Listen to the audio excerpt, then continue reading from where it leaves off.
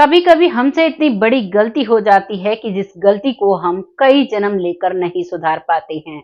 आज की पुनर्जन्म की कहानी जो लेकर आई हूँ, इसमें एक महिला दूसरा जन्म लेकर भी अपने पिछले जन्म के घावों को नहीं भुला पाती है और सारी उम्र ऐसे ही काट देती है। सारी उम्र किसी से शादी तक नहीं करती है।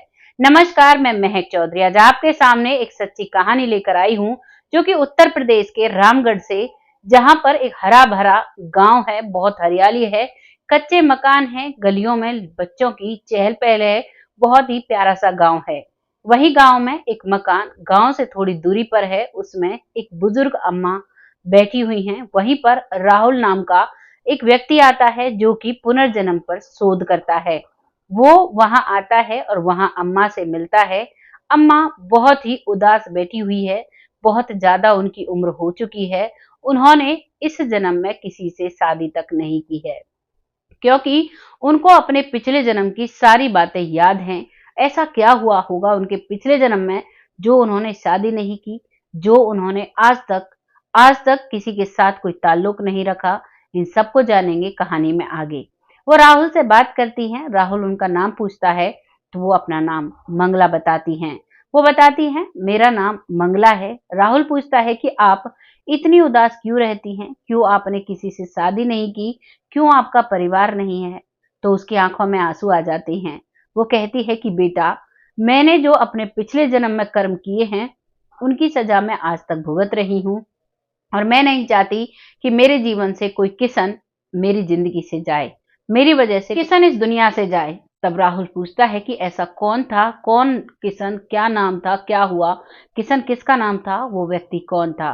तब वो बुजुर्ग महिला कांपते से होठों से बताती है कि बेटा, मेरा ये जन्म पहला नहीं है, मेरा ये जन्म इसी गांव में दूसरा जन्म है। दरअसल मेरा पिछले जन्म में राधा नाम था और मैं एक किसान की बेटी थी और मैं अपनी खेती बाड़ी का काम अपने पिता के साथ देखा करती थी।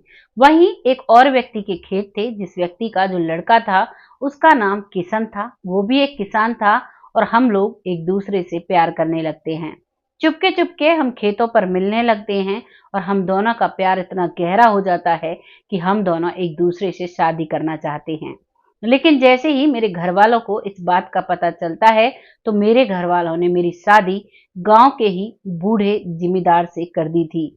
जब जमींदार से शादी हो जाती है और ये हमारे प्यार की चर्चा पूरे गांव में फैली हुई थी, ये बात जमींदार को भी पता थी। अब जमींदार उस चीज का बदला लेता है।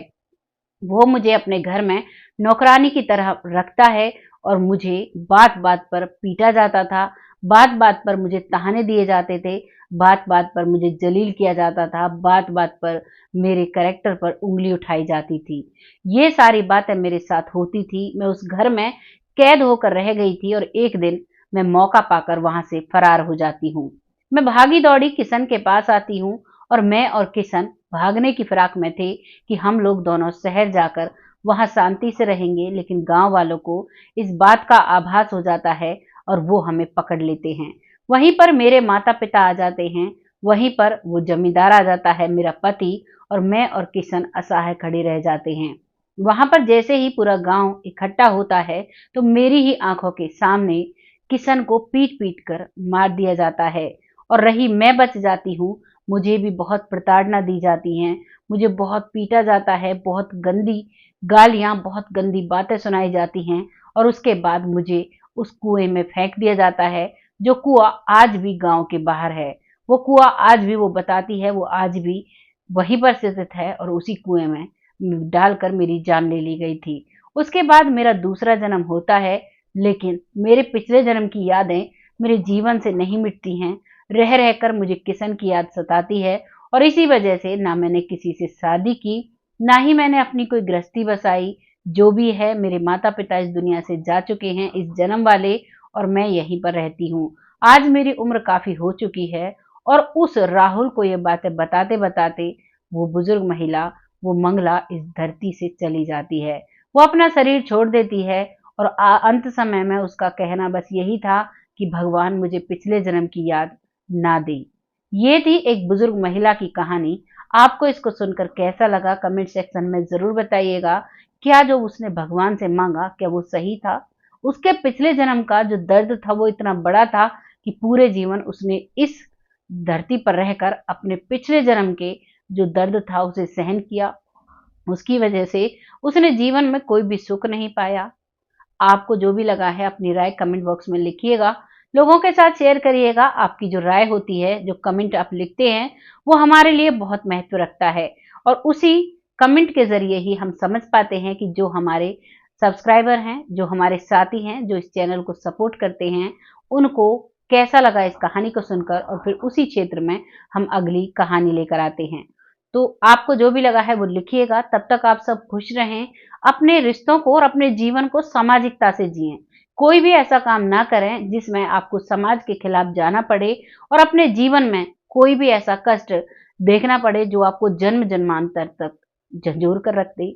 जन्म जन्मों तक आप उसे भूल ना पाए, जन्म जन्मों तक आपकी आत्मा पर छप कर रह जाए।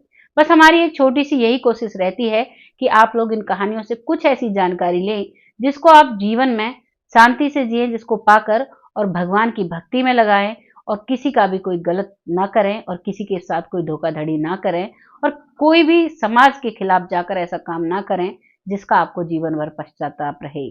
बहुत जल्द फिर आती हूँ ऐसी किसी अच्छी और सच्ची स्टोरी के साथ। तब तक आप सब खुश रहें। जय हिंद, जय भारत।